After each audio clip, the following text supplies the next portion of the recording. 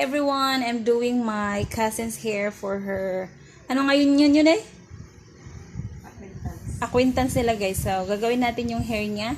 I-curl lang natin siya guys. So, let's see what it looks like after I'm going to do this one. So, I'm not an expert guys. So, let's see what it looks like after.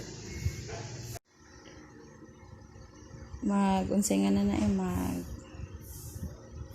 handa ba? Gamay. Pakaon na doon sa balay nga bago. Diba? Ang ganda.